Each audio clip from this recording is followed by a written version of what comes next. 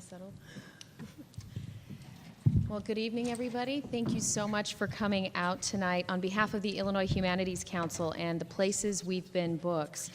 Welcome to this discussion on global humanities and arts and the unique perspective of international travel. My name is Miriam Sobe, and I'll be moderating the program this evening. A quick tidbit about myself: I'm the midday news anchor, and I'm also a reporter at WBEZ Chicago Public Radio, and I run a lifestyle blog called hijabtrends.com. I'm thrilled to be facilitating this event because it's pretty cool to be able to meet these authors in person and learn more about what inspired their travel and their stories in the book, The Places We've Been: Field Reports from Travelers Under 35. The field reports make up the first project to be taken on by Chicago-based The Places We've Been books, and it's an independent publisher dedicated to literary-based portrayals of diverse experiences of human existence. The Places We've Been books was founded in 2011 by Chicago resident Asha Veal Brisebois. In June 2012, Crane's Chicago business listed her company as a fresh local startup. The Field Reports book is currently celebrating its one-year release anniversary, and it has recently been acquired as a college-level supplemental text in cultural anthropology and Africana studies, and was selected by the Illinois Humanities Council for tonight's co-sponsorship. Some upcoming buzz about the book: next month, The Places We've Been books will begin a virtual book club tour, sharing it with reading groups including the London office of Doctors Without Borders and graduate students at the University of Washington, Seattle. The field reports we'll be discussing tonight are part of an international anthology that 48 writers contributed to. The stories you'll read in this book take place in locations across the globe, from Brazil to Lebanon, China to Greece, and various parts of the United States. Before we get started, I'd like for you guys to please put your cell phones on silent. Any other electronic devices that you have, if you could tuck them away for the time being, that would be great, so we can focus on our panelists.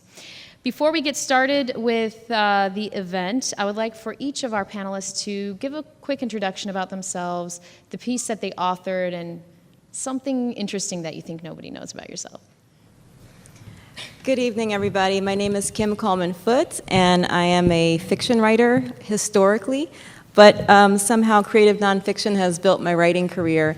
And my essay that I submitted for the anthology is called The Slave Route, and it's basically based on my research in Ghana as a Fulbright Fellow in 2002, and it's basically exploring some of the slave history sites in Ghana, which are these medieval forts. Interesting things. I used to come here a lot to this Claudia Cassidy Theater and watch free movies, and they were really good, and it seems like the series is still going on, so if you live in Chicago, go to the series. Hi, my name is Theope Skarlatos. I've come from London. I'm a journalist, mostly working with the BBC. I spent a lot of time working out in Greece over the past year because of the economic crisis. And the essay that was submitted to the anthology was about Greece and the crisis, and comparing the country to my memories of the country as a little girl, because I used to go there very often.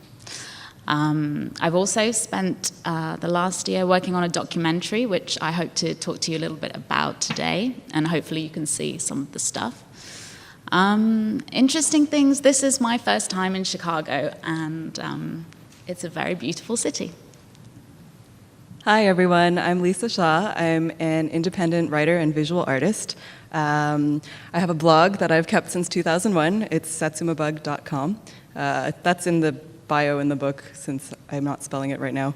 My piece in the book is called 6 Months Without a Map. It is the first 6 months of what turned out to be almost 2 years of international and domestic travel that I did with my husband, who's right there.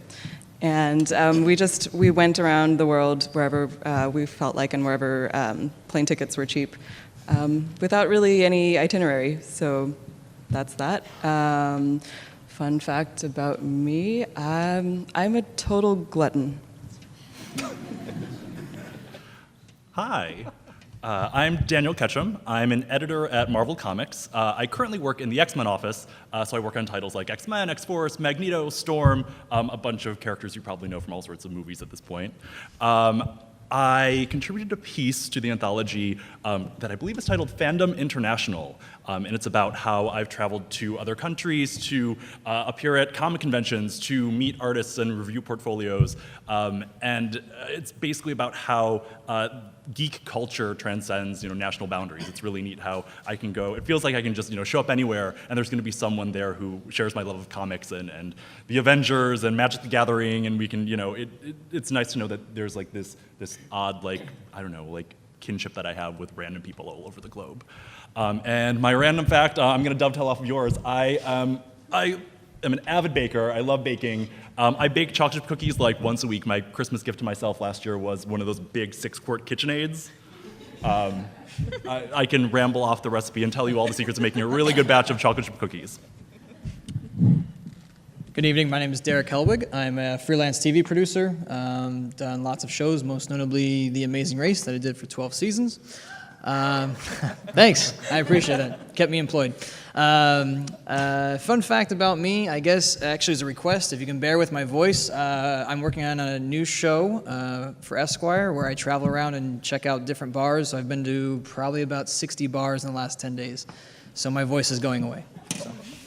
The piece that I did was called The Land of a Thousand Hills, where I went to Rwanda to do some research for my grad degree and ended up having to hitchhike. Hi, my name is Laura Madeline Wiseman, and I'm a poet and a writer. I teach at the University of Nebraska-Lincoln. My piece, How to Be a Russian Sleeper for Us, is about my 3 weeks that I spent in Moscow and Sochi, writing and learning and studying the culture. A fun fact about me is that, do you guys know what ragbri is? Has anyone heard of that? Woohoo! Okay, well, this last summer in July, I biked all 446 miles on my bike across Iowa, and at the end, lifted my bike above my head. Hi, everyone. Okay. Hi, everyone. My name is Joey Cavise. I am a lawyer with the Cook County Public Defender's Office. My piece is called By the Time I Went to Study in Italy, We Were in This All-Out War. It's an interview piece. It's about a couple of years I spent in Florence, Italy. I'm from Chicago. I obviously live here now. I am in no way a writer or author of any kind. I probably wrote some interesting emo pieces for an English class in high school at some point. That's it. Well, thank you. We have our additional panelist here. Justin, if you could introduce yourself. I'm a bit of an airhead. I was kind of late to confirm that I would do this, and I didn't think there was going to be a seat up here, but there is one. So, unless this is his seat. Okay, I'm going to go back down here. Is this on? Can you guys hear me? Okay, like I said, I'm quite an airhead. Literally, I'm a professional air guitarist. My piece in the book is air guitar is a medium that allows me to have a voice. I've lived in Chicago for 11 years now, and I've discovered this crazy form of art that is called air guitar, which we will hopefully see some here in a little bit. And a weird fact about myself is I have the words fucking Slayer tattooed on my butt cheek.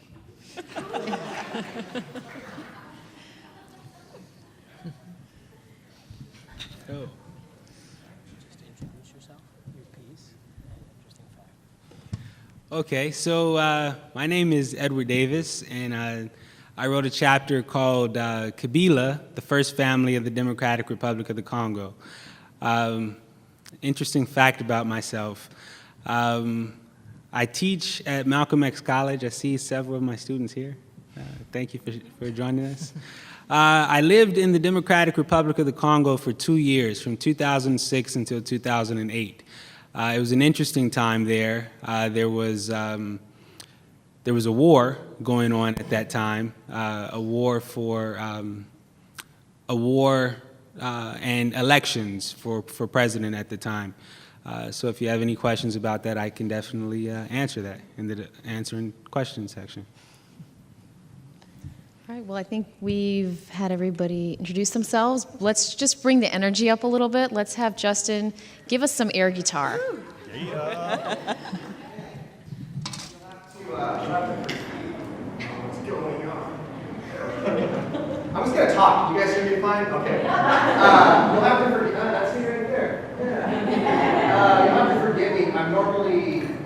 talk about air guitar or play air guitar, I'm wearing very little clothes, as you can see a minute ago. So like I wear this loincloth that's made of old women's purses that I collected from thrift stores in Chicago, and a bag of hair extensions I found in a trash can, and had them sewn together and made this piece of whatever you want to call it, loincloth we'll call it, and a leather, like, manly chest piece that I play air guitar and I transform into this character named Nordic Thunder. But before I really dive into like what air guitar is for me personally and where it's led me on my travels, I think it'd be great if we, you all stepped out of your comfort zone, much like I am, wearing clothing in front of you. I think we should all stand up, and we're going to do a quick lesson on air guitar, and then we're all going to play some.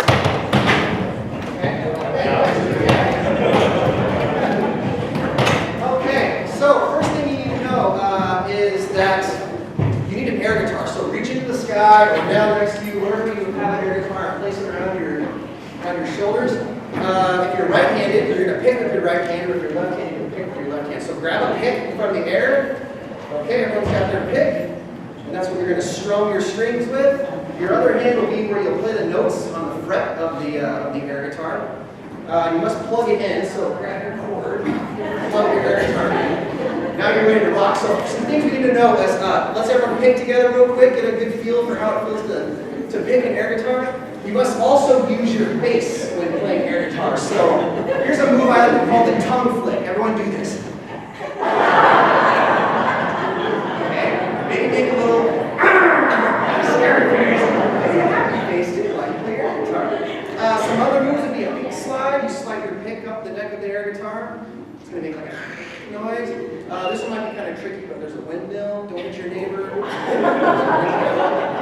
can do kicks, you can do jumps, you can do all of this. So let's spread out. Let's get the air circulating in here, and we're all going to play a track that I thought most of you be familiar with. It's called Panama by the band Van Halen. So whenever we're ready, you can start that track.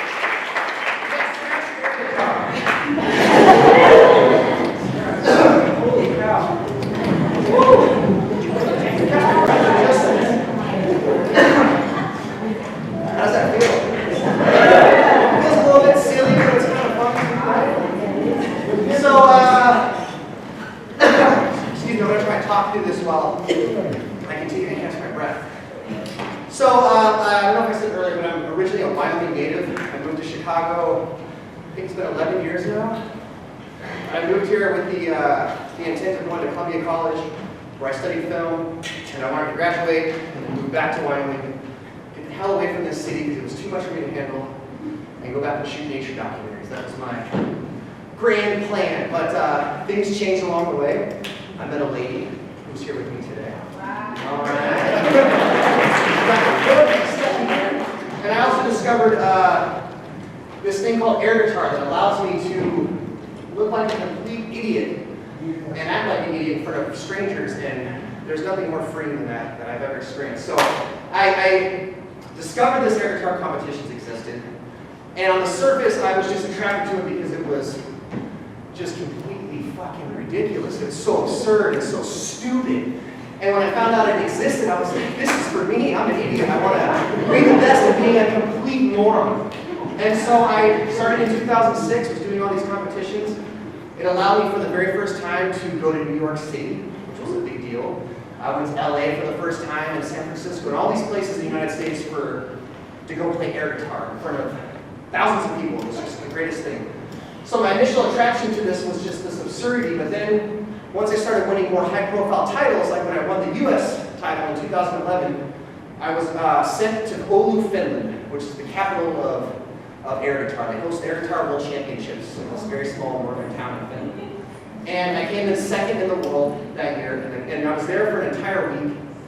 And by the end of this trip, I had gone past the fact that I was there for a competition. It was no longer about getting up on stage and playing air guitar and winning this competition. It was more about meeting these people from all over the world, many of which we didn't even speak the same language. The first night you're there, you get naked with them and you get into a sauna, and you're drinking beer, and then you're walking around the woods naked, building fires, and like, when you build a fire naked with a man who doesn't speak the language, there's things that happen. So I got greedy for this feeling, and I was like, I have to come back here. I have to find a way to come back. So since I didn't win the competition, I had to figure a way to get back the following year. So what I did was I paid for myself to go back to Finland and entered a dark horse competition, which they host the night before the World Finals, and they take the top 5 competitors and allow them to go on and compete in the main stage the next night. And I came in 4th place. I tied for 4th, so essentially the last spot you could get in, and I just barely made it into the big show. And by making it to the big show, I had an opportunity to win the whole thing, which I did. I won the world title of air guitar. I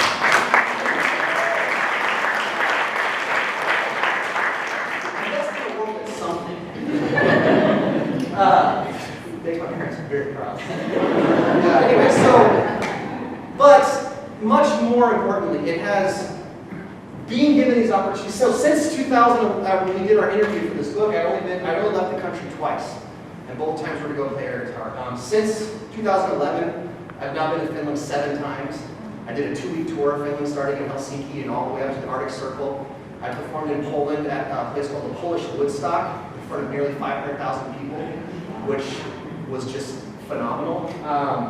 I've done workshops in Germany in front of like scientists and college professors.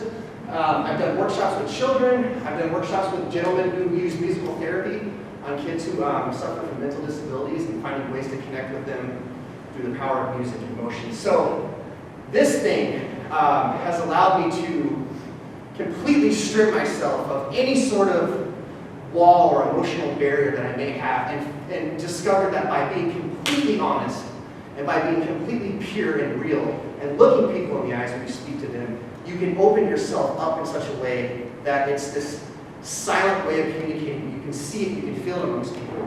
And I feel extremely blessed to be involved in this community. And I've discovered that I'm not the only person that feels this way amongst these other air guitarists. We all, come and we're very vulnerable. We don't speak the language, but we're throwing ourselves in the mix of this craziness that happens. And they're all genuinely good people, and we all really, the purpose of this competition, I should tell you that, is to promote world peace. And the saying is you can't hold a gun if you're holding an air guitar. So on the surface, it is this very silly thing, but on the underbelly, if you're willing to look past the curtain, you can see that these are real, and I use the word humanitarians because they are humanitarians, and they're peace ambassadors.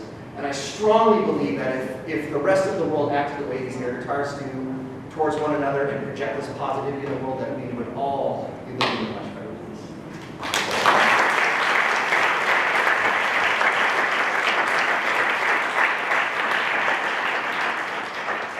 Thank you, Justin. We'll have to do another exercise at the end of this. So the next question goes to Theope. Could you tell us briefly about your piece in the Field Reports book and what compelled you to write it? Okay, so I think it was in 2012, I was working as a journalist with the BBC, and I'd been asked to go out with another journalist friend of mine to Greece and do a piece on Golden Dawn, which is a far-right, extreme far-right party in Greece. And I'd been back to Greece a number of times since the economic crisis began. But I never really felt it as much as I did on this particular time when I went back.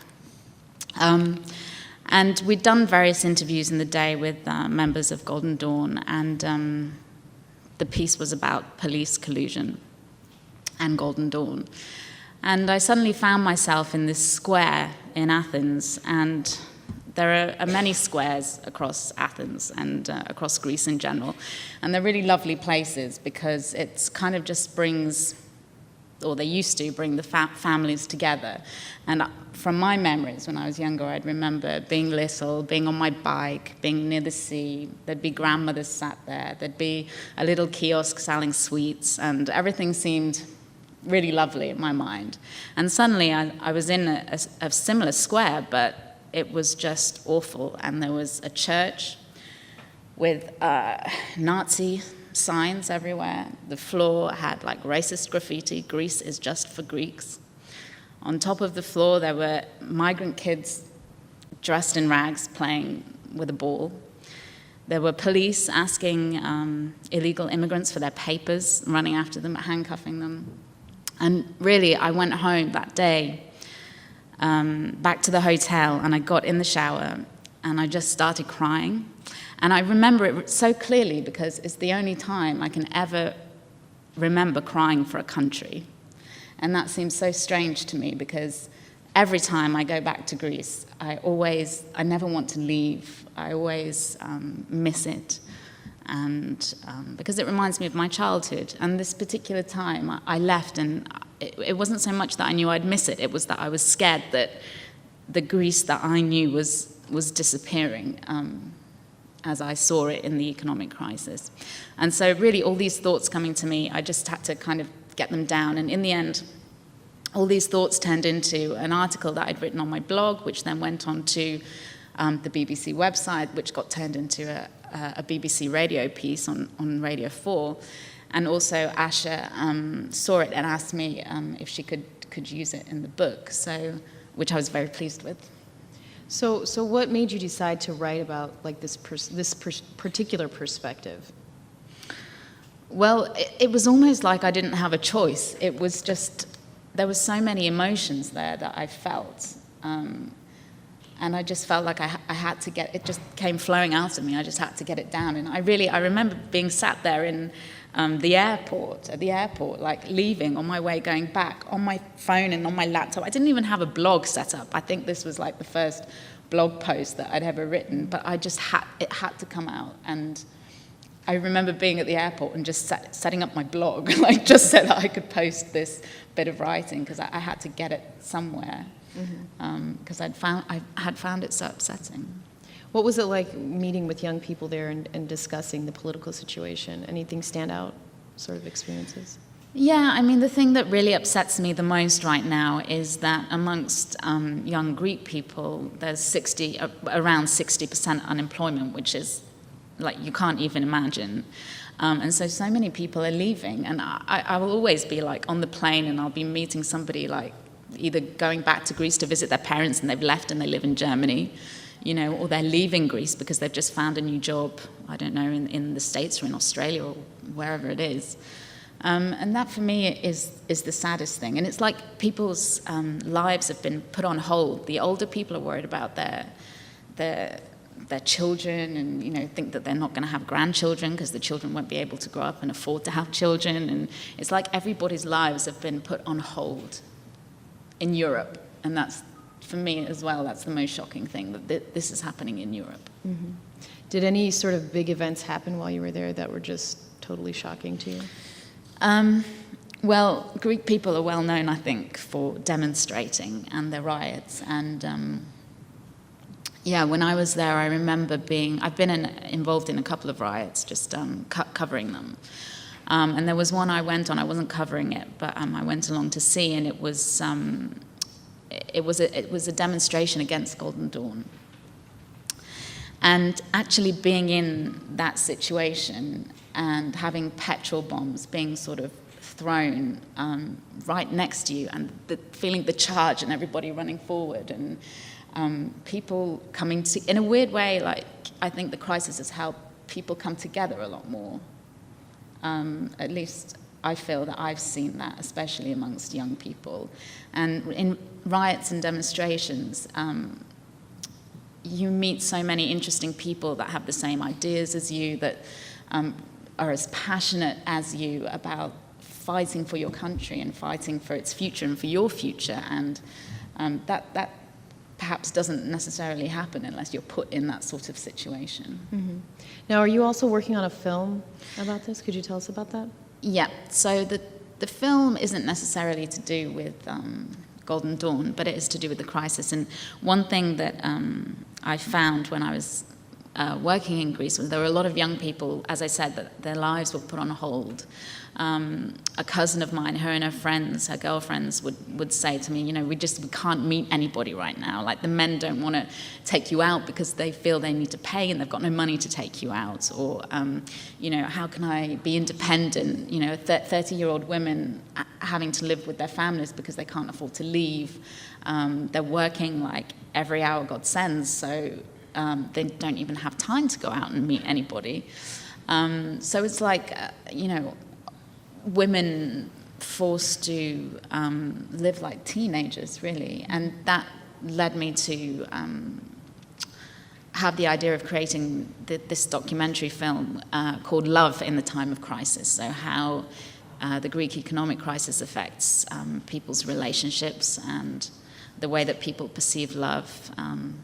They say that, when poverty comes through the door, love goes out the window. And that interested me. And there was a big graffiti on the streets of Athens which said in Greek, love or nothing. And that really stood out to me. And there are so many positives and so many negatives about the crisis and the way that it affects people, as you'll see, I guess, in the trailer. Okay. Well, thank you so much, Theope, for your contribution. And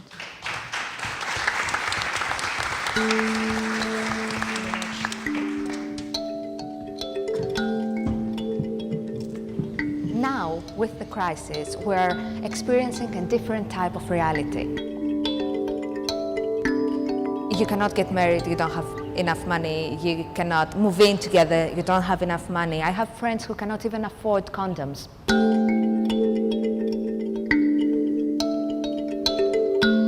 I am 33 and I want to have children. My biological clock is ticking and I think I'm not going to have children now because I can't afford it.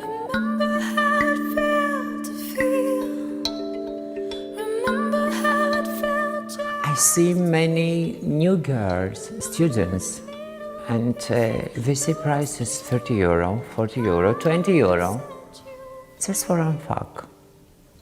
It's tragic for me. We don't have time for love now.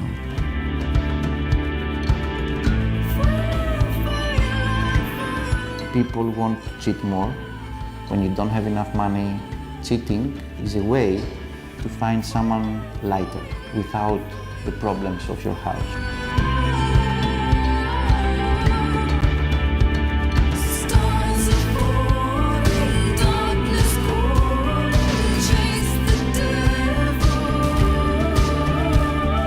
There's nothing more erotic and more passionate than starting or wishing or dreaming of a revolution.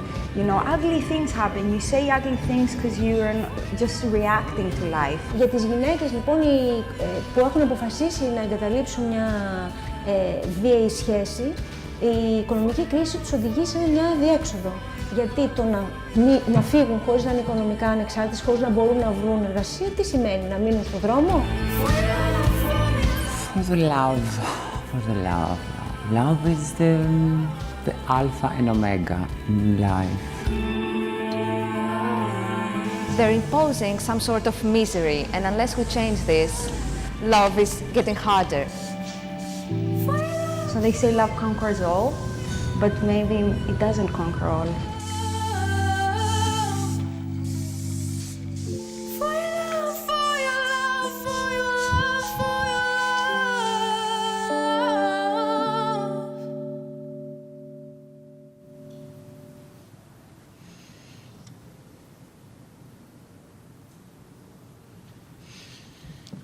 All right, where can we see this? Yeah, I should probably just mention this was the video that we created because the film was crowdfunded. So we raised £13,000 to make the film on Kickstarter.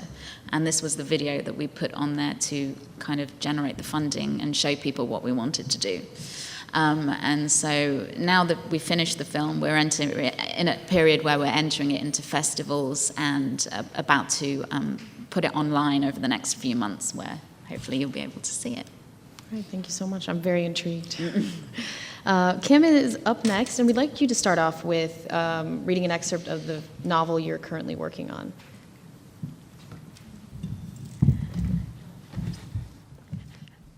Imagine a world where blood isn't thicker than water, where you can buy a woman at the market and call her your sister, where Dutch men far from home have secret black families and live in a castle where black men, women, and children are locked in dungeons, destined to travel across the Atlantic and never return home.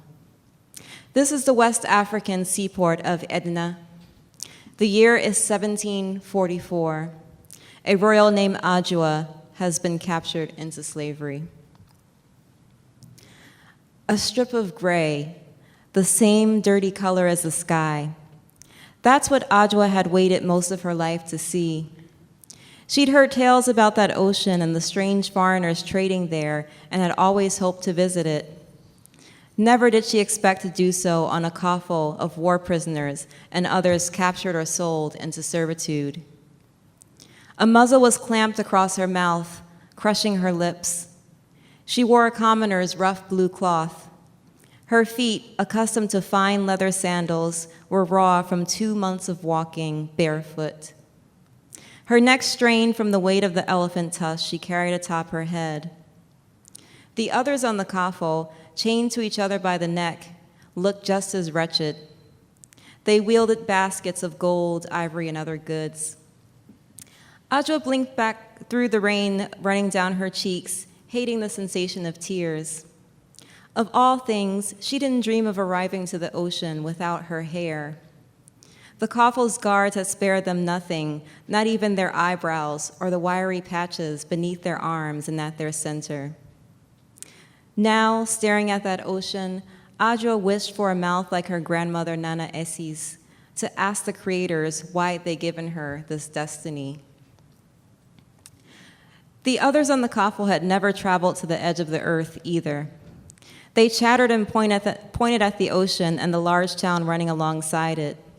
Pakwesi, the fat fancy leader of the coffle, called that place Edna.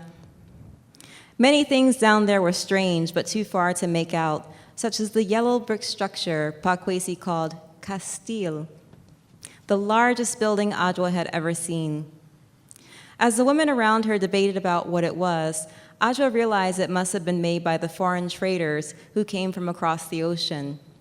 People generally referred to them as brofo, strangers.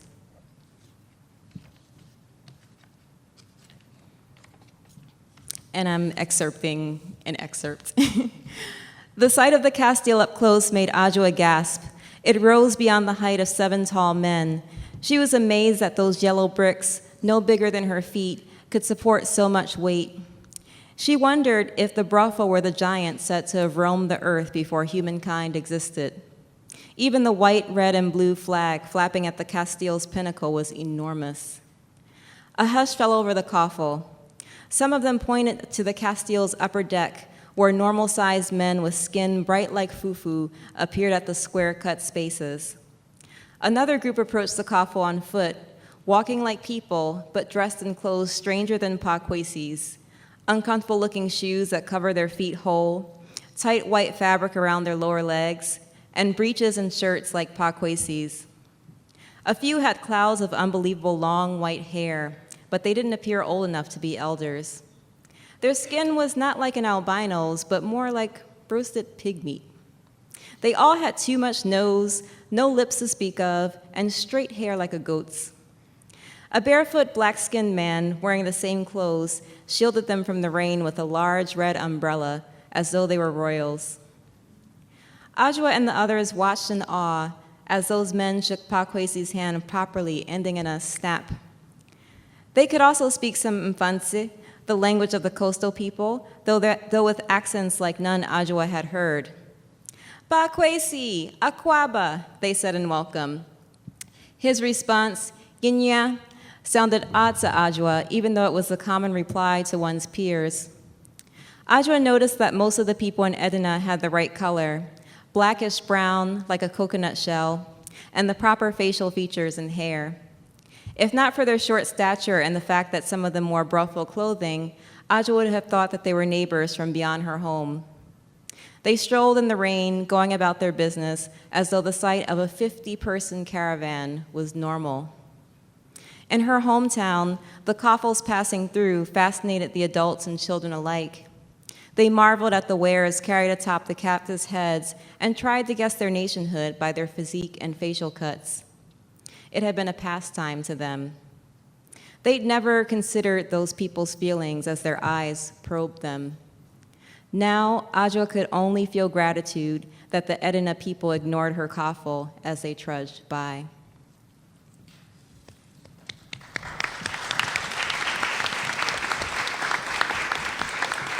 Thank you, Kim.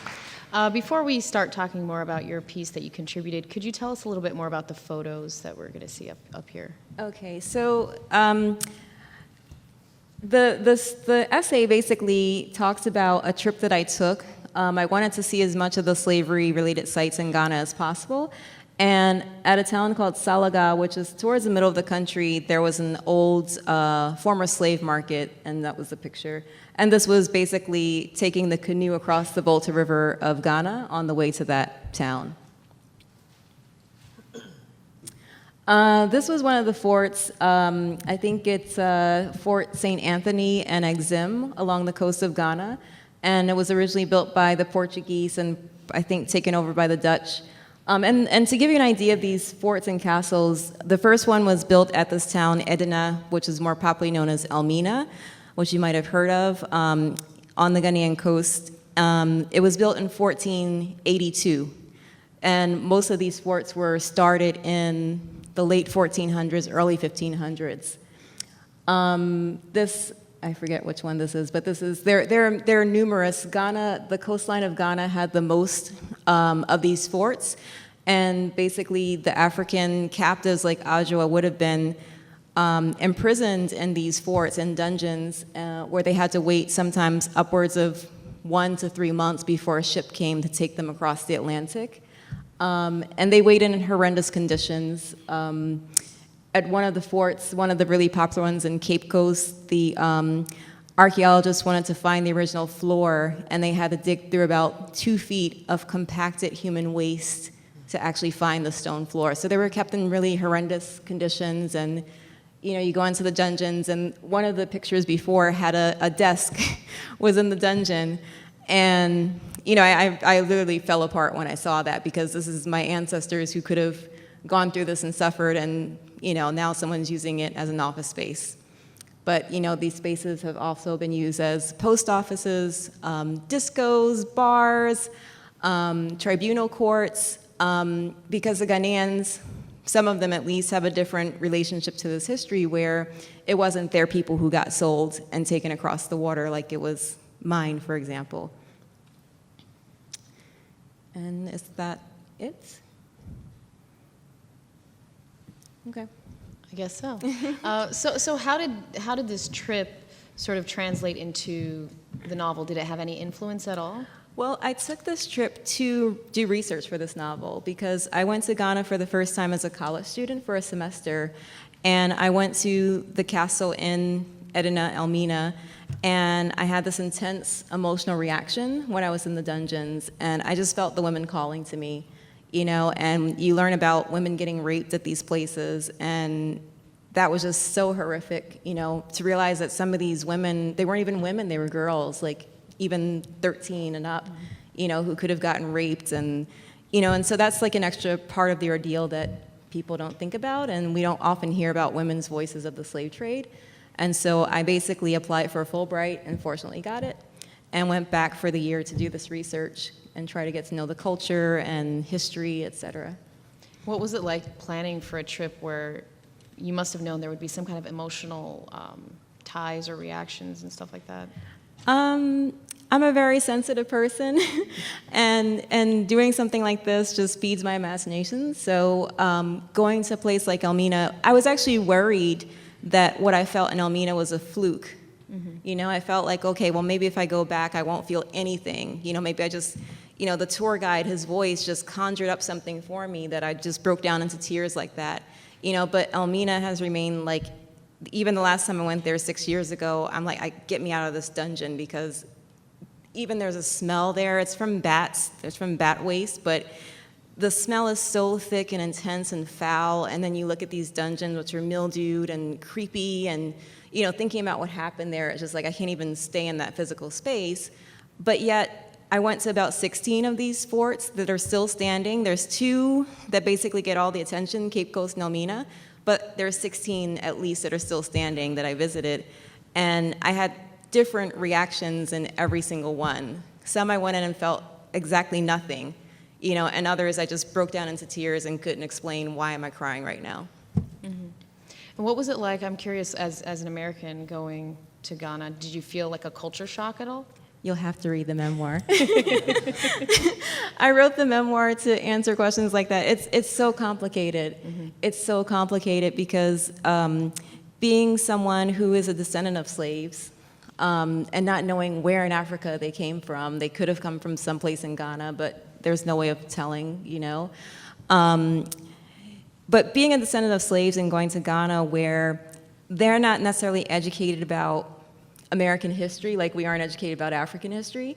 And so a lot of, I would say the majority of Ghanaians I talked to, for example, had no clue that segregation happened in this country. You know, because they would tell me things like, oh, why do you people, meaning you Black Americans, why do you people come here and keep crying and going to these castles and cry, cry, cry? That happened so long ago. Why don't you just move on and forget it? And I want to strangle someone, literally. And, you know, and then I would say, well, do you know about Jim Crow? What's that?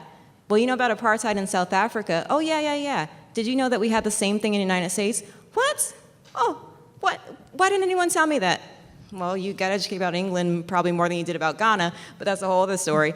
But you know, they just aren't educated about that history. So, and they also would say things like, you know, you should be lucky. You should be glad that your ancestors were put on a boat. I kid you not. How many people said this to me? That they got put on a boat because you ended up in the best country in the world. America is one step from heaven. You know, because the thing is, they know it's expensive to get to Ghana, but they don't know sacrifices that people are making to buy that expensive plane ticket. You know, not every American who's going there is wealthy.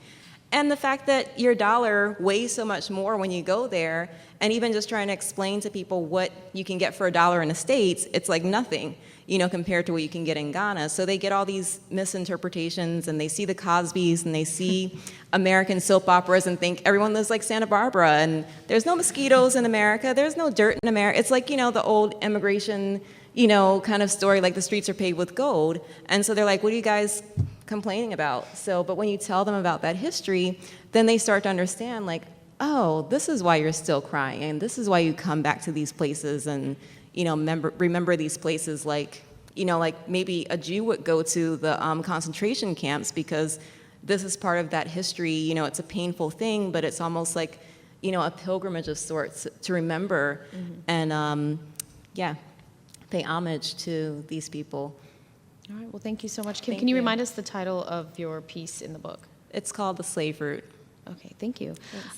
Derek is up next, and this year happens to be the 20-year anniversary of the Rwandan genocide.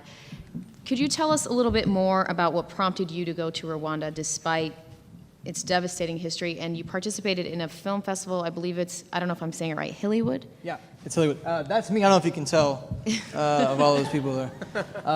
Yeah, I went to Rwanda. I was studying in London at King's College, and I'd gone to King's with the specific intention of studying Rwanda, and just basically how the media, kind of played a role in what happened there. And so my graduate degree and my thesis was all kind of based around that. So I flew there, and I kind of emailed back and forth with some of the people there, and they said, you have to go to this Hillywood festival. I was like, what's Hillywood? And basically what it is it's a young group of filmmakers there who are making this film festival where they travel with large inflatable screens, and they travel around the country, and they show films in Kinyarwanda, which is the local language there. And it's mostly made by Rwandans. And it's very interesting to see. Well, first of all, it's the only movie probably most of these people see throughout the whole year, unless you happen to live in the capital city. So they travel around, and it's all about reconciliation for what happened there. Because there's not a single person in that country who is, over 20 years of age now, who wasn't affected in some way, in that losing a family member, losing possibly a limb. It affected everywhere, and it was just so interesting to see how they're using film as a means of reconciliation. So what was it like to actually be there? That was my first trip to Africa, and I didn't really know what to expect. My wife and I, well, my wife now, my girlfriend at the time, she was doing her dissertation in Kenya, so we'd spent a week before in the Rift Valley. And then we went to Rwanda, where we landed. Someone was supposed to pick us up. They didn't, and we had to figure our way out. So we found these motorcycles, which are the taxis. They're called motos, where you just jump on the back of a motorcycle and someone drives you around. And that was actually a lot of fun, because my first time on a motorcycle in Rwanda, which their method of being somewhat organized, I guess, is to give you a helmet that doesn't fit, and then there's like a number on the back of it. And it was just really fun riding around the streets, and it was really interesting to see, because you always have this image, from the West, you have this image of what Africa, especially Central Africa, looks like. And I got there, and it's so modernized in the capital city of Kigali that you have, it's not a Starbucks, but it's owned by a guy who used to be a major player in Starbucks. So that was interesting to see, because you see every Western person sitting in this coffee shop, because that's what it looks like. And then right next to that is this giant store, which reminds you of Costco, and you're like, there's a Costco here? It was just interesting to see. But then when you go out to the countryside, it is, you do have these houses, they're just mud huts. And it's interesting to see the dichotomy between the countryside and the city. Did you have any sort of stereotypes that were shattered? I mean, aside from finding a Costco there. Other than finding a Costco and a Starbucks, no, I didn't really have any stereotypes, because I didn't go in thinking that something was going to be a certain way, or other than what things might look like. And again, I thought maybe people wouldn't want to talk about what happened, to them and their families during 1994, but they were very open about it. And so that was one thing that was actually kind of interesting to see, how open people were to talking about what happened there. Mm-hmm. And I mean, did you approach people in a certain way? I wonder, like, these topics that are so heavy. Surprisingly, I didn't have to. They pretty much brought it up all on their own, which I found to be really, really interesting, that they would just offer up that information. I think maybe they're used to that, because when they see a white person in Rwanda, they all know that we all know what happened there. So I think they just openly talk about it, because they know that person has probably come there to kind of learn more about it. Mm-hmm. So did you want to describe a little bit more about this slide and Oliver, perhaps? Yeah, Olivier. Which Olivier, I don't think he's not in this particular slide, but my wife and I, we went out to the Virunga Mountains, and we thought we were going to go typically when people go out there, they go and look at the gorillas because that's the only place you can go to kind of see these animals. Unfortunately, they cost $500 for a permit fee to go see them, which being a student, we didn't have that. So we decided just to do the option of a nature hike, which we thought was going to be, nice roads going up and down like this. What turned out to be basically an incline of about that, down a path that was about that thick, with that thick of mud where the water just happened to be coming down for 5 hours straight up this volcano, and then going all the way back down, sliding on your butt the whole time, trying to get down. So by the time that we had gotten back down, we literally couldn't walk anymore, and we had to take another day in this village. So we decided to go take a trip just to go into the village and kind of see where all the people lived, and we came across these kids playing soccer. And you can see this kid holding up this ball here, which is actually just a bunch of trash bags that are bound together. And it was the funnest day of my life. We just sat there kicking the ball around, playing soccer, and just hanging out with these kids. And what was so cool about these kids was, a lot of times you travel around and it's like, oh, white person give me money, Mzungu give me money. And with these kids, it was different. It wasn't just give me money. It was, hey, can you buy me a book? And I thought that was really interesting to see that these kids cherish education so much. And so Olivier, which we ended up sponsoring him in his education, just because we were so just taken how he just wanted to learn. And yeah, that's the story of that slide. That's awesome. So do you think media is a great way as a tool to sort of bring dialogue and bring stories out for people? In general, absolutely. I think nowadays, we have so many cable networks. We have, TVs on our phones. We take it kind of for granted. But to see the people who, like I said, they're only seeing that one film maybe once a year, and that's all they have in terms of media because there aren't the TVs. They mostly all have radios, but they don't have the TVs in their houses to kind of see that. So I think being able to see the visual medium, people are really just drawn into that. So whatever message is coming through that, they're really going to take it to heart. So I guess it shows the power of it too, because if it's the wrong message, that's what they're digesting. Mm-hmm. All right, well, thank you so much, Derek. Thank you. Lisa, you are our next panelist. Could you tell us a little bit about your piece, 6 Months Without a Map, and read an excerpt for us? Sure. I think I'll read the excerpt first because I think it might answer some of the initial questions. In Reykjavik in August 2012, I came across a headline in the city's English language newspaper, The Grapevine, which read, "Woman takes part in search for herself." The rest of the story went like this. A woman described as Asian, 160 centimeters tall, wearing dark clothing, speaks English well, was reported missing from her bus tour in South Iceland. The woman in question didn't recognize this description as herself, so she joined in the search. A few days later, it occurred to her that she might be the missing woman, and it turned out to be so. Apparently, the bus driver had made a mistake in the head count, and since she changed her clothing and her hairstyle on their break, her fellow travelers hadn't recognized her, and someone had reported her as missing. At that point, we had been in Iceland for 3 weeks. As a fellow Asian woman, I felt a kinship with this woman in the story. Who was she? What was going through her mind as she joined in the search? Did she do so just because she was a compassionate person, or was she worried about this other Asian woman who was lost in the wilderness? Were there other Asian women on the tour, or was she the only one and somehow didn't notice? Had the truth dawned on her suddenly, or had she been kind of having doubts all along? Maybe they got her height wrong and she didn't think that was her. Maybe she was actually 165 centimeters tall, like me. Maybe she was wearing a blue jacket and didn't think it qualified as dark clothing. Or maybe she actually didn't speak English well, which would explain a lot. More than anything, this woman's predicament made me wonder just how much of an impression a traveler can expect to leave on her surroundings. And how can she know how she's seen by the people with whom she's mingling? 4 months prior to this, my husband Eric and I left the San Francisco Bay Area to travel the world. We had no itinerary and no end date, just portable careers and a desire to change the scenery. I had not been much of a foreign traveler up until this point. I had spent my entire life in California, where I still live, and all of this was in the Bay Area, except for 5 years in LA as a grad student. Until a week-long trip to Hong Kong when I was 28, I hadn't even known if I would like international travel. Since I hadn't been anywhere, I saw it as really risky and frightening. You had to get vaccinations and practice languages and all that stuff. I didn't know where to start, but I had loved Hong Kong when we went and Taiwan the year after. So when Eric said, we don't have to be tied to any one place, we should just take our lives on the road, I said, okay.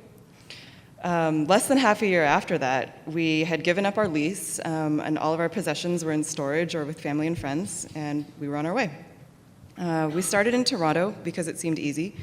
It was, linguistically, culturally, geographically closest to home. We had family friends there, and we spent the first week of our trip with them. It could not have been a more comfortable start, but even so, after arrival, my habitual self-consciousness made itself felt. Could everyone tell I was new? In Toronto, the architecture looked different. The chain stores were different. There were unfamiliar $1 and $2 coins. I dressed carefully in the clothes I liked at home, but out in the heart of the city, when I caught sight of my reflection in shop windows or restroom mirrors, I felt really dowdy. The Bay Area is not super into fashion, so I felt like I could ignore it. But out in the hip areas of Toronto, I just felt like a complete dork. Let's see.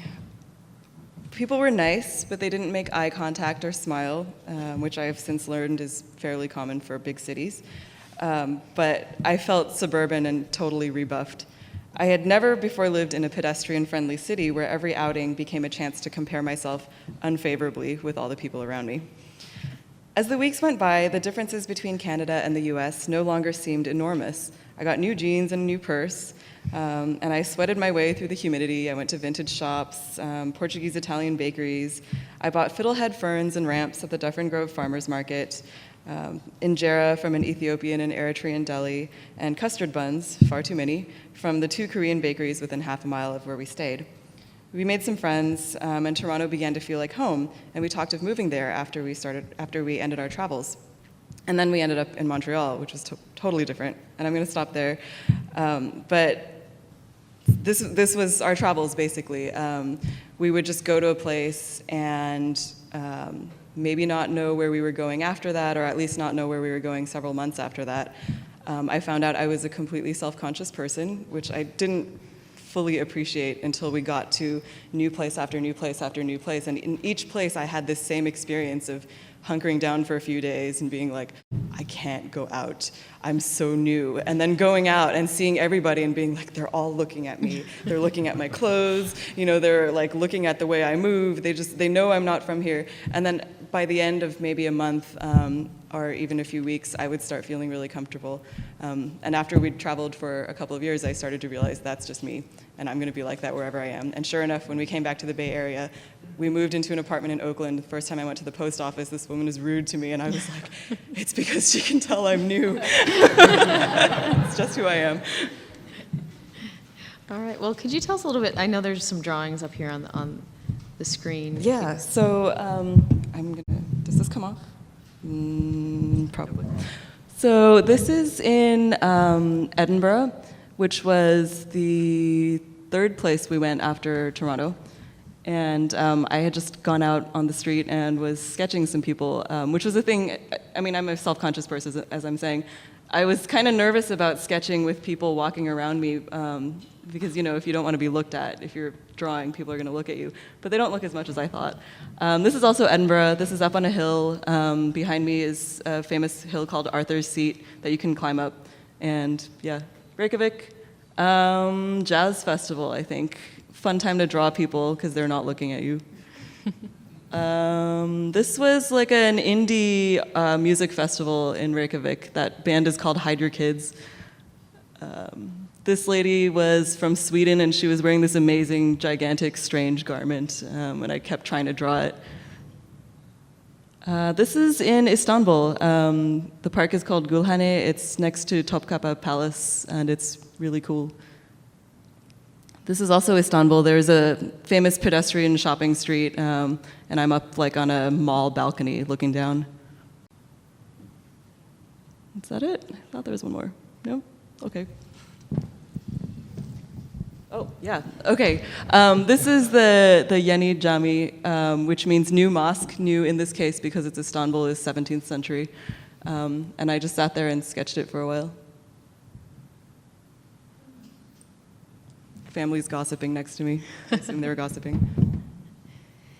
So I wanted to ask you a little bit more about your writing activities. I know you belong to some writing groups for women of color, and there have been reports about the publishing industry and its diversity problem. And I was wondering, how does that affect you as a writer and your craft in particular?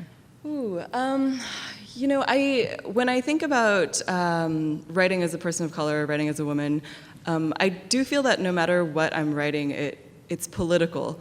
Even if it's not overtly political, even if I'm just writing about my life, which I usually am. Because there are mainstream narratives that we get usually, and I'm not in them.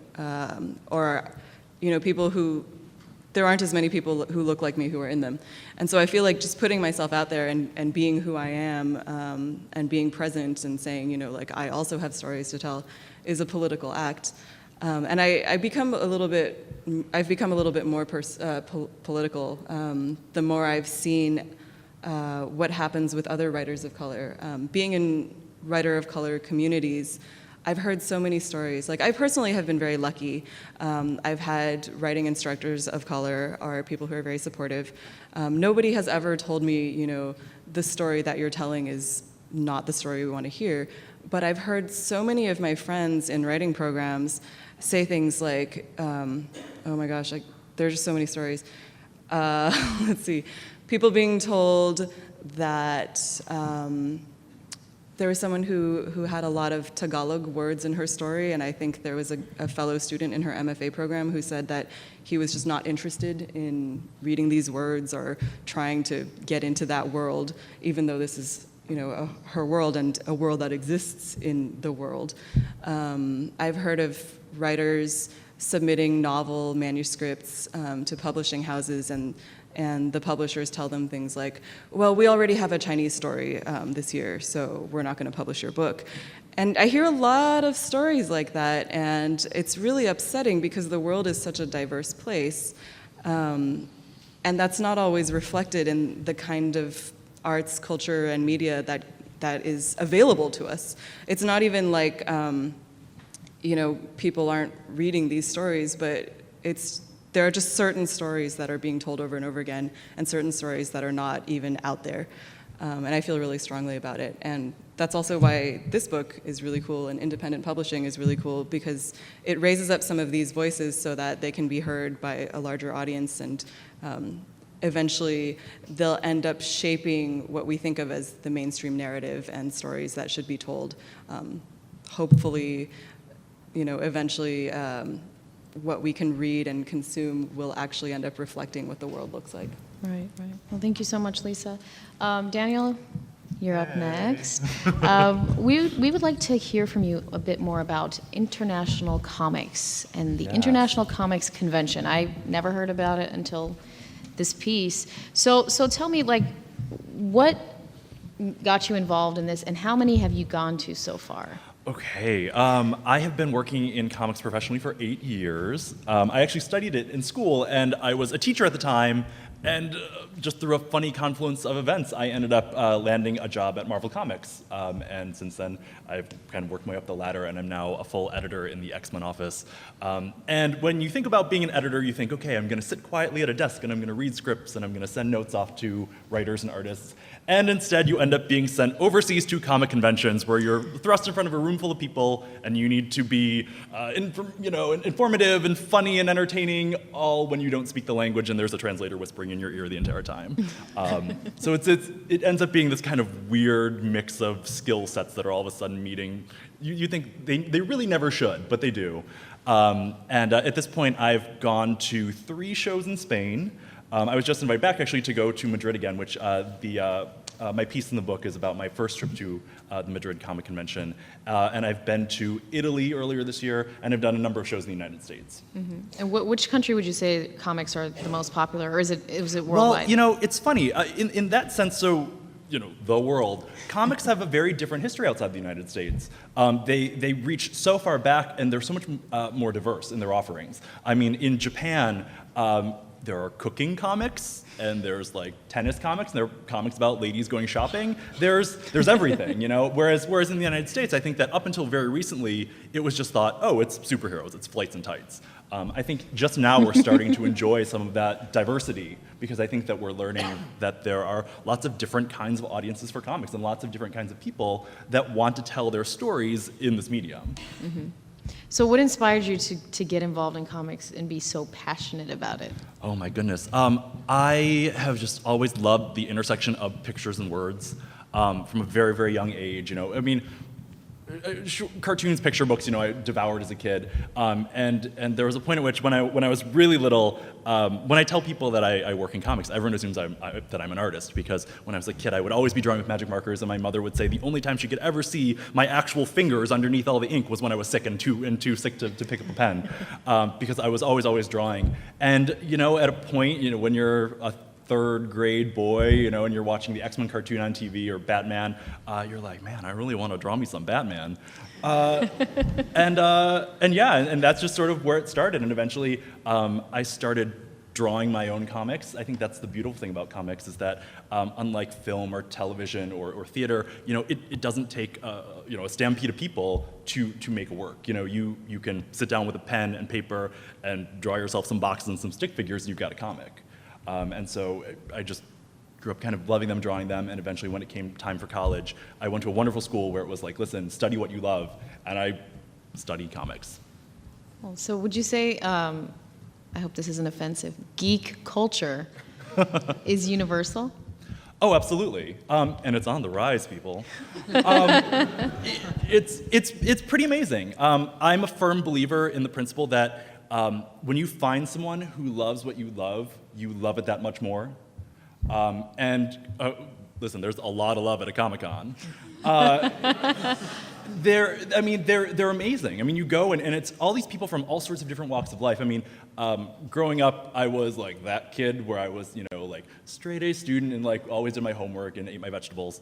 People would be like, you read comic books? Because it just wasn't expected. And I think now we're getting to a point where, I mean, you know, I'll be on the L train, you know, back home in New York City, and there will be this like beautiful like model woman, you know, like with her, you know, with her whatever Michael Kors and whatever, and she'll be reading like the latest issue of Captain America, and I'm like, what happened? Like, you know, and it's pretty amazing. I think you see it especially at a comic convention where people from all walks of life, you know, have gravitated to this medium, that, you know, they see it as a legitimate form for telling stories that they can relate to, and especially, you know, overseas, which is what this piece was all about.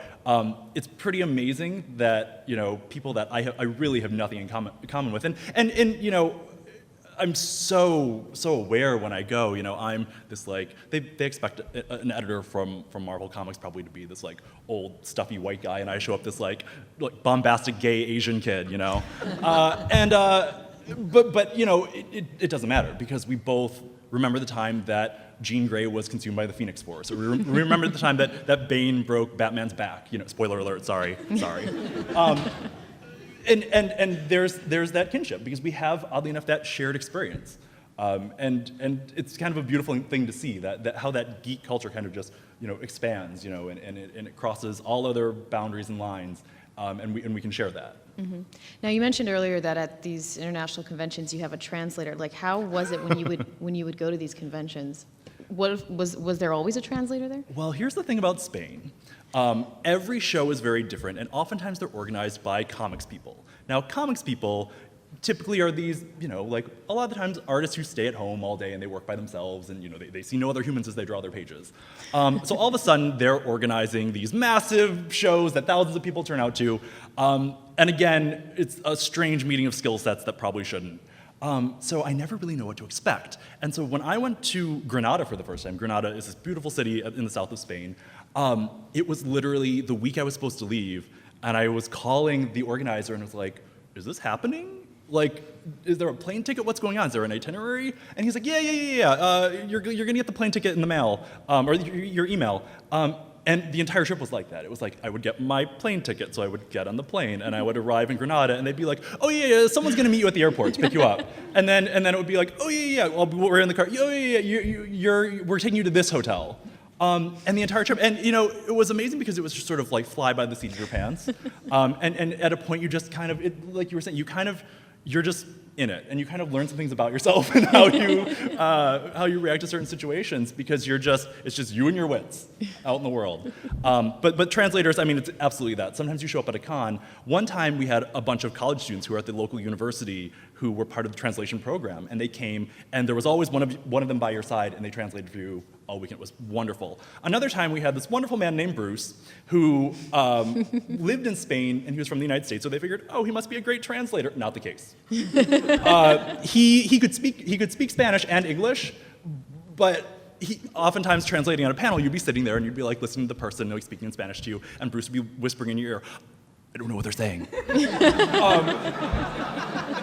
So it's a mixed bag. I mean, and that's part of the fun, and you kind of learn how to be in front of a room and wing it. Again, a skill set I never thought I would have to engage as an editor. So do you think that there's sort of a special bond between comic fans globally, kind of like what we heard about the air guitar? Like there just seems like these sort of niche things that people do that you find that they might not have stuff in common, but then they do. It's totally that. I was absolutely thinking that when you were saying that. And I'm sure it's applicable to so many other things. Part of it's probably because it's so, I don't know, like outside the norm. Like I said, when I was this straight A nerd kid, people would be like, you read comics, out of surprise. And I think that in some ways, I was like, well, yeah. Because it defined me in some way, it made me unique, and it was something special that I felt like, man, I get it, why don't you get it? And I think that to some degree, we all feel that way about certain interests that we have, where you feel like you're in on it, you're in on the secret, and you love it when other people are in on the secret, and you can kind of whisper to each other about the secret. Now a lot of people are in about comics, unfortunately. Not unfortunately. There was actually a piece in Business Week, like just a week or two ago, about how comic conventions are exploding, and not just with men, but with women, and about how they're really showing up, and they're latching onto parts of a comic convention that the male audience might not, but I think that's so wonderful that everyone is able to find sort of their part of geekdom to occupy, and that they can find something that they love and find other people and kind of congregate, and comic conventions are facilitating that. Mm-hmm. Well, thank you so much for your sharing this experience with us. The next question goes to Edward, and before we get started, I think there are some photos that are going to pop up on the screen. If you could tell us a little bit about the photos and then read an excerpt for us from your piece. Can you see the photos? Okay, this is a very interesting picture. This is a picture of me standing there. I'm pretty happy, smiling. Next to me is President Joseph Kabila Kabange, standing in the brown shirt, and his daughter and he himself are both serving me a slice of birthday cake.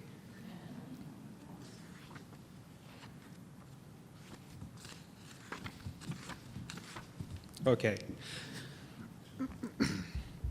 So my chapter is called Kabila, the first family of the Democratic Republic of the Congo. Throughout my years as a young academic, I've had two passions, teaching and the Democratic Republic of the Congo.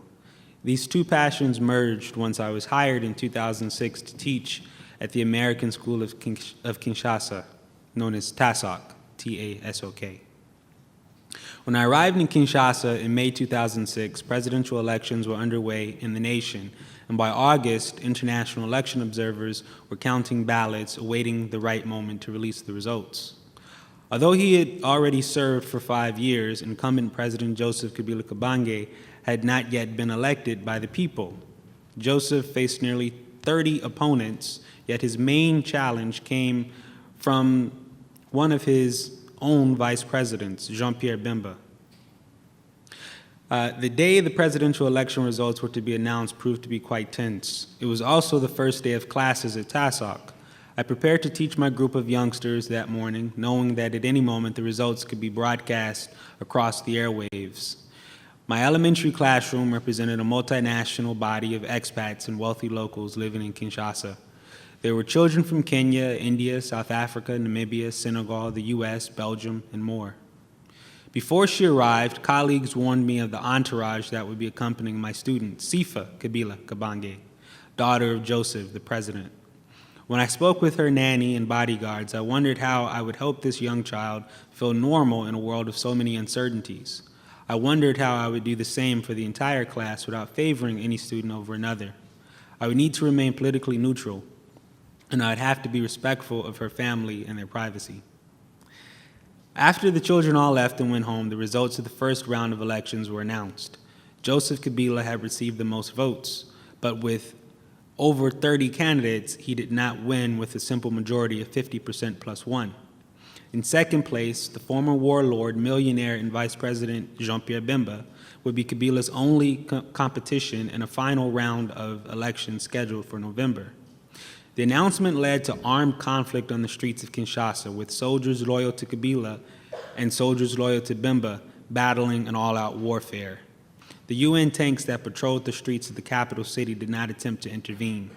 The city was on lockdown. School was canceled for 1 week. Outside the walls of Tasok, soldiers gathered at Kamchachi military base, just across the road from the school. Just across the road from the school, truckloads of soldiers loyal to Kabila organized and departed into the city streets, seeking soldiers loyal to Bemba. The United Nations Organization mission in Congo, known as MONUC, arranged a peace deal that would allow the two opponent leaders to make amends at least until the second round of elections that could be held. When classes resumed, I faced the challenge of helping to ease the minds of young students living in a war zone.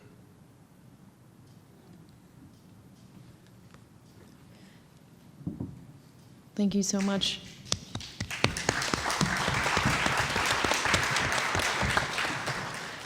So it's a pretty intense situation. What was it like to teach in the Congo at that time? Well, it was a pretty intense situation. It was actually a choice that I had made, though. I'd spent several years in college and in grad school studying Congo, and I picked up a teaching certificate, so I kind of felt like I could merge the two. But I'd spent years learning Lingala, I'd spent years learning French, and so when I got there, it was sort of like a homecoming. I'd done research on the Congolese diaspora in Brussels and Paris, and so I was really familiar with the culture. But I did not expect to see the tanks, the UN tanks, and I did not expect to see some of the difficulties and the poverty that was so real to me while I was there. 2 years earlier, I had lived for about 6 months in the Brazilian Amazon in a small town, which was peaceful and calm, but in many respects, because of the war, Kinshasa was more underdeveloped than the village I lived in the Amazon. So it was really at a point where Kinshasa had gone from, what was referred to as Kin La Belle, or beautiful Kinshasa, in the 1970s and the 1980s, up until the time of 1997, with the war with Rwanda, which has led to the death of millions of Congolese at the hands of Rwandan soldiers living in eastern Congo. This has brought about a great deal of devastation in the country. And there's not much mention of this in our press. Some people say it might be because of the minerals that are being extracted from Congo, mainly coltan, which is a mineral that's found in our cell phones and our computers. It's a conductor. But because the minerals are not being funneled, the funds are not being funneled back to the government of Congo for these minerals that are taken out and brought into Rwanda, the people do suffer, and the people suffer at the hands of different warlords who've entered their country. And this is reported as a civil war, but in many respects, it's still a sort of invasion. So how did the students and their families cope with this situation while you were there? The students and their families coped with this situation in many different ways. I mentioned in the excerpt that I read, I mentioned an event that took place in August of 2006. But in March of 2007, Jean-Pierre Bemba was no longer vice president. He was a senator, and he had staged a second coup attempt against President Kabila. And we found ourselves again on lockdown for a week. And there was, again, all-out warfare in Kinshasa. My students were stuck at the school. The Presidential Guard had come to pick up Sifa before the shots had really started to fire.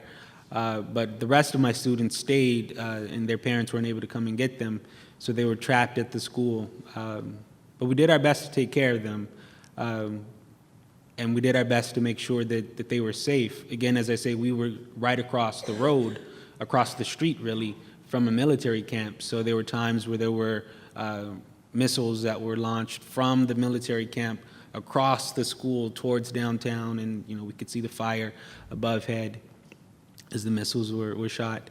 It was a pretty difficult situation. The parents were very grateful for the way that we were able to normalize things for their children. And the parents were really appreciative of the work that I did while I was there, and the way that I was able to make all of their children feel special and unique. But overall, I would say that this was a very difficult situation.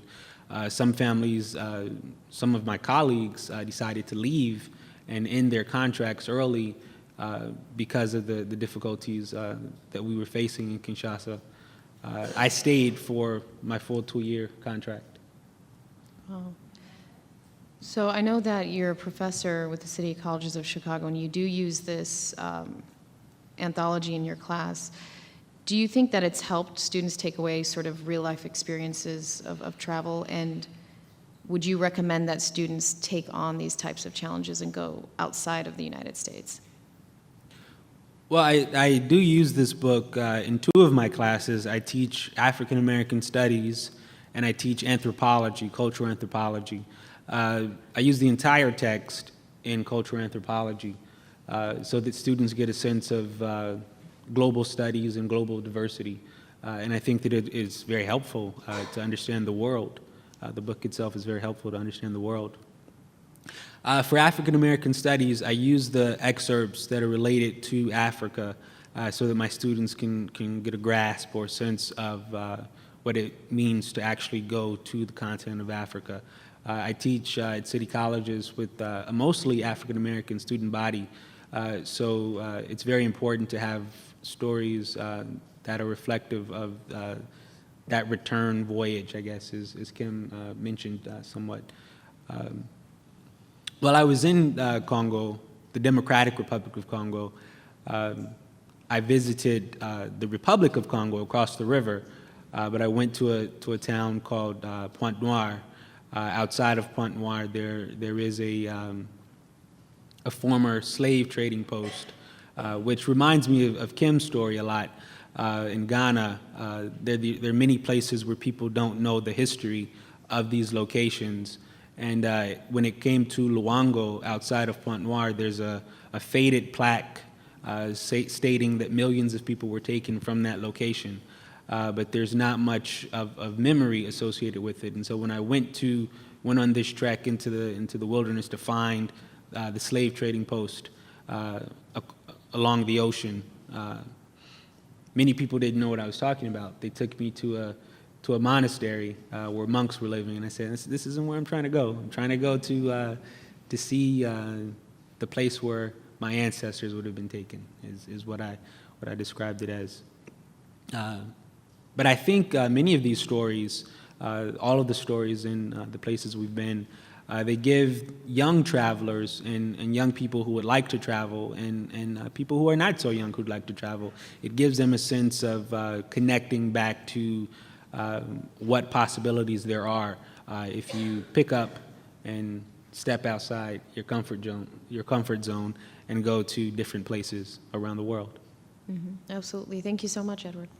Next, Joey, we would like for you to start off with an excerpt from The Madonna of Collateral Damage, and then we'll get to the questions. Okay. Would it be all right if I just tell that story as? Yeah, sure. All right. So in the book, it's an interview. So I think reading an excerpt of me talking would be kind of weird. So let's see. Let's do a little scene setting. First of all, I have a lot of really nice non-gray hair. If you would all just note that. That photo's from, I think that's from late 2005 or early 2006, but the first time I went to Italy was for that really unique study abroad experience that everyone goes on where they find themselves and expand their horizons. So it was my junior year of college. So that's, let's see, the second semester 2003, first semester 2004. And there's this beautiful piazza, which is the word for plaza or square, right? And it's got this medieval arch, it's gorgeous, there's a carousel in it, huge wide open space that's constantly full of Italians.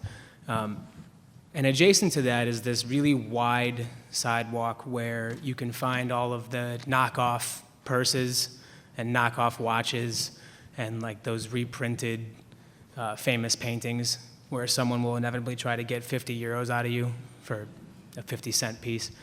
But there was this guy who was doing these really incredible chalk drawings, chalkings, on the sidewalk. And it seemed a good place to do it because the sidewalk is really just squares of stone, right? So probably was a nice place to do some art.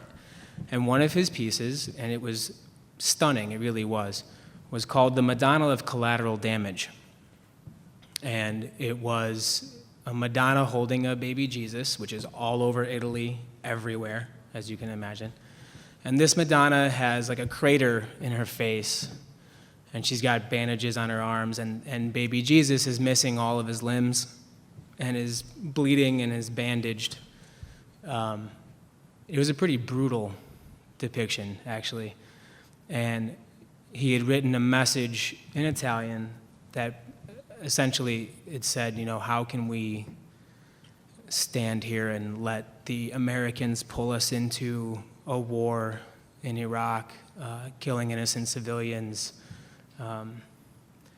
It went on and on and on, but it was specifically about collateral damage from bombing campaigns, killing civilians. And, you know, truthfully, I don't have any idea what I was thinking, but I decided to engage with this guy. And thinking about it now, I completely agree with his message. I did then, I do now, and there was something about wanting to say to him, well, wait a minute, let's talk about how your government is totally complicit. Let's talk about how we should probably have a conversation about how we only have the power we have because we have these allies. What are you doing aside from, I guess, blaming what I took it as a personal affront. I'm not really sure why. I completely agreed with the message. I can't be more clear about that. And so I engaged with him, and I tried to speak a little bit of Italian. I really didn't know a ton at the time. That was either my first or second semester there. And he just said, "Are you American?" He said, "Sei Americano." And I said, "Yeah." And he just started screaming, "Fuck you, please. Fuck you, please," and just started screaming at me on a really crowded thoroughfare. Again, I don't know why I engaged with him. I really don't know what I was thinking.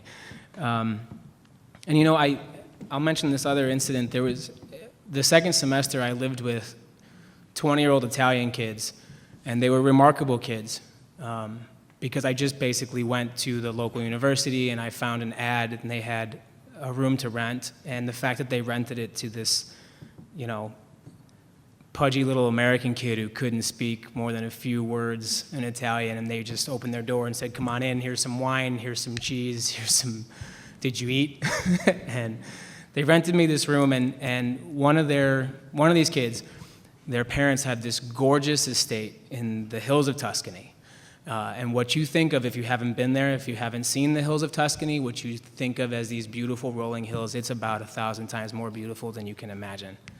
And So we went out to their house, and they were having this huge party. And we walk inside, and there's like this massive portrait of Karl Marx on the wall. And I know exactly what kind of people I'm working with here. And my buddy, Pane, his nickname was Bread, his name was Michele. He also had a friend named Budo, which is butter. Anyway, he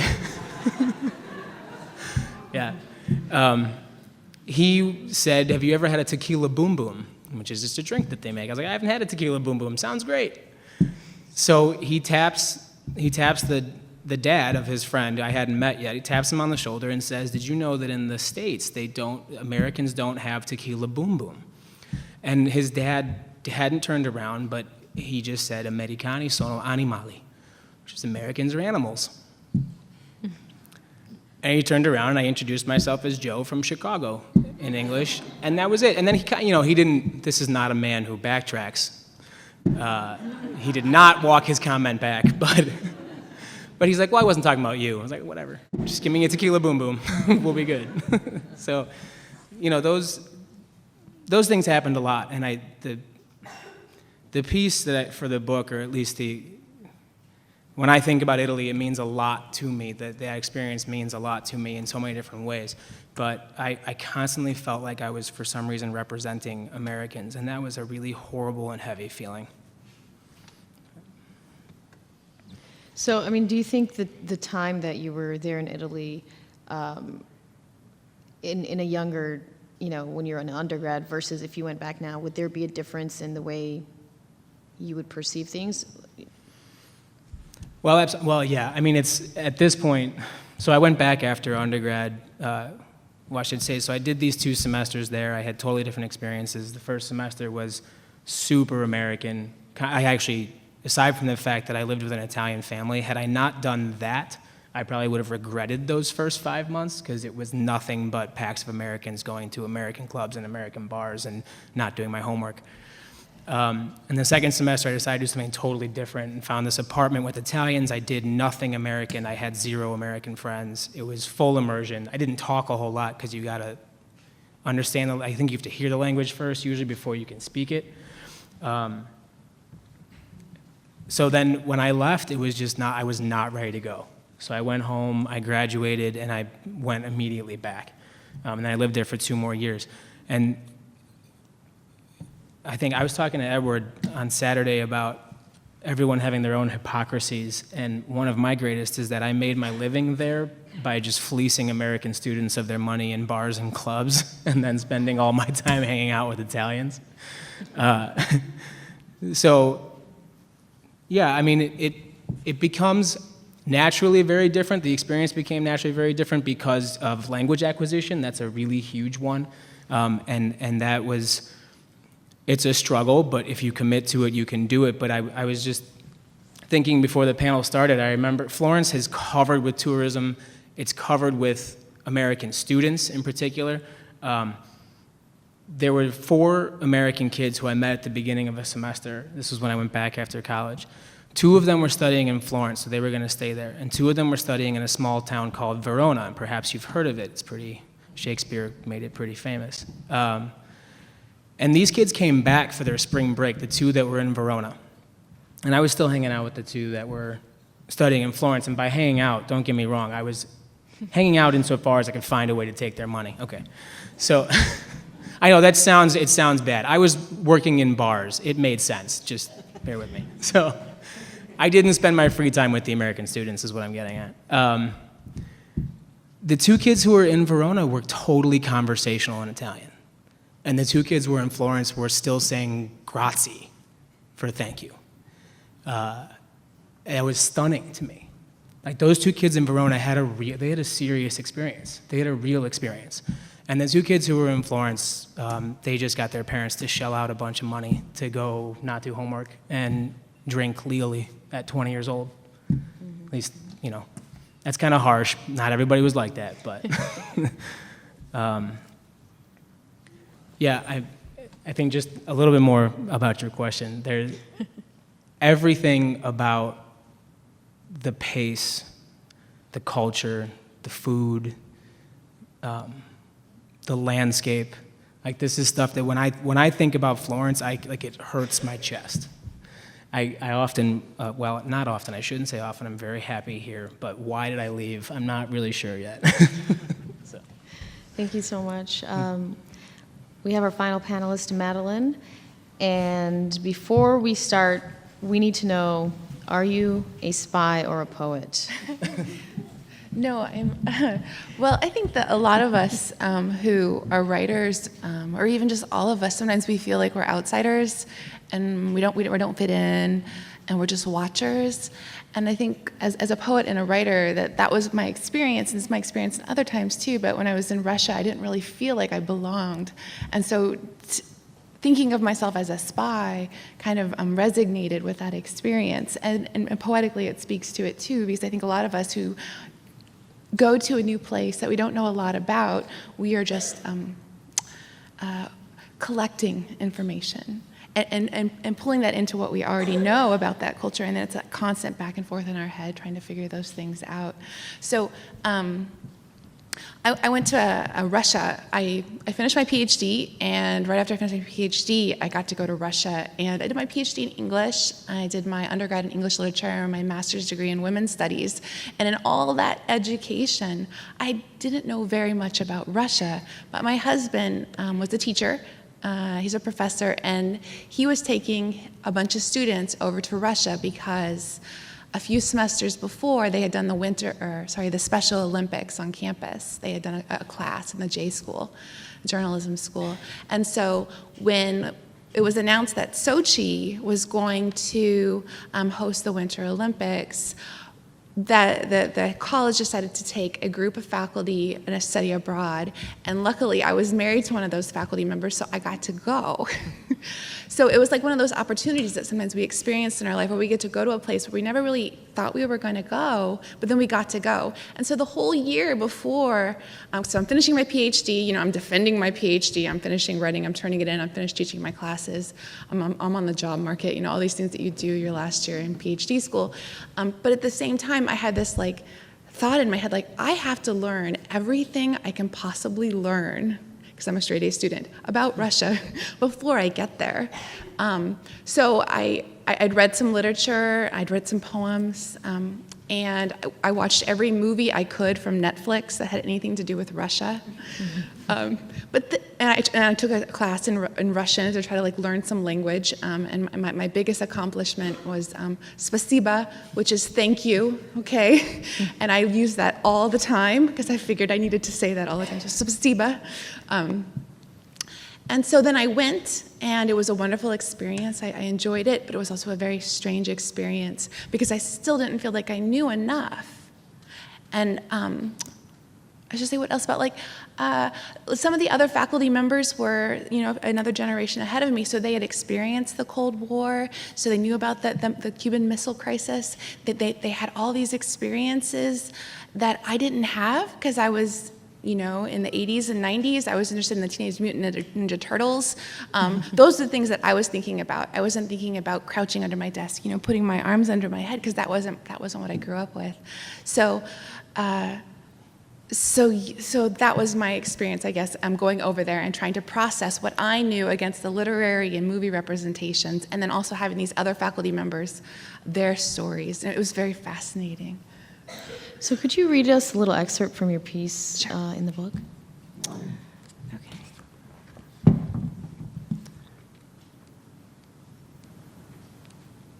Okay, so I'm going to read 2 sections, and so it's all kind of framed on this idea of being a spy. And the title of the piece is How to Be a Russian Sleeper for Us. 1. Develop a cover story. Welcome to the Hotel in Time.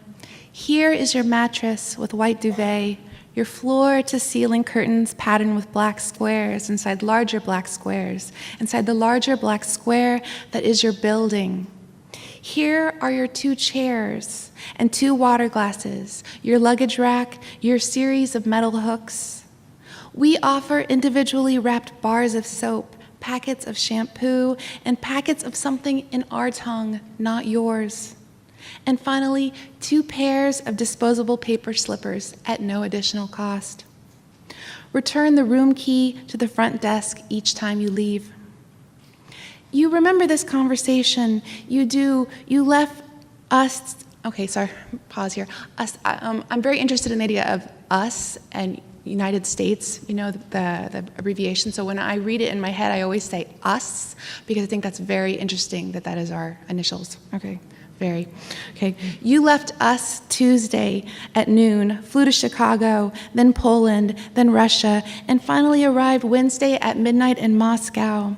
There was a matter of customs, of the baggage claim, of stray dogs that hovered at the exit, low tails between a long queue of taxis.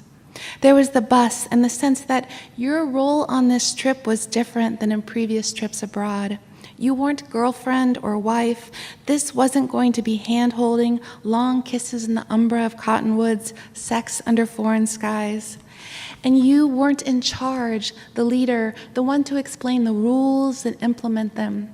Though clearly these were your group of 20 plus, were the types you tended to organize, assign tasks, and evaluate. And finally, you weren't a colleague because these were not your smoky suits and scarlet ties, smartphones and laptops, the constant flicker of screens in their eyes. No, this time you were a watcher, a taker of notes, a newly born keeper of secrets, a spy, in a word, undercover, a sleeper, ready to be activated whenever. If someone asks you why you're here in Russia, you'll say, "Oh, I'm just a poet." Because in us, poets seem harmless, superfluous, or at the very least, underpaid. We'd never shoot a poet because they wrote a poem, right?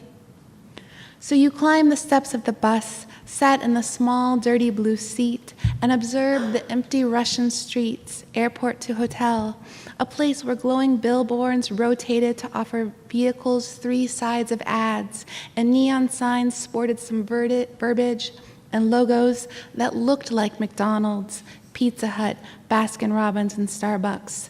And then the concrete jungle closed around you.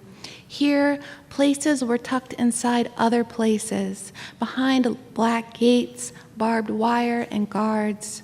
You received your key, your rules, and settled into your room, number 3 at the hotel in time. You certainly were in time, but you wondered which one. So I'm going to just jump ahead, and this is after I get back. Okay. And dealing with, jet lag. Okay, so number 9, never lose your soul. A week back in us, and still you shut your eyes and see Russia. As you doze in a chair in that in-between place of dreams and wakefulness, reality and elsewhere, you're sure you can step from your front door to the long, curved walk above the Black Sea, the feral cats skulking in the bush as they await the cat lady with her sack of kibble, calling kss, kss, kss. You do not dream in Russian, in Cyrillic, but you do dream you're in Russia. You reach to stretch in some yoga pose, and Russia flitters before your eyes.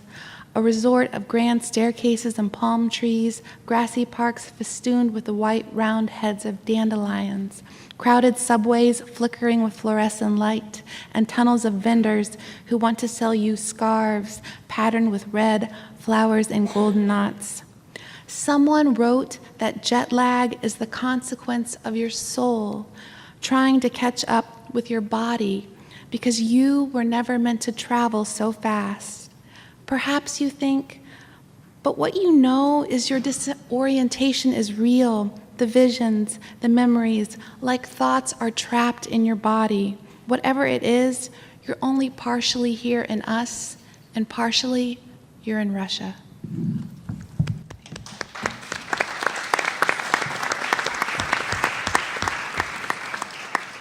Thank you so much, Madeline.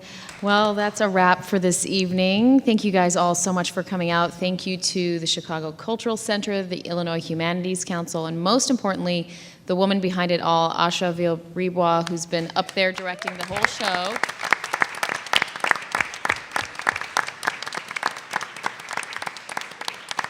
And in case you are wondering where you can find the book, The Places We've Been, Field Reports from Travelers under 35, it's available online and by order at most local bookstores. You can also check out facebook.com/theplaces35 for more information and updates. Thank you so much. Have a great night.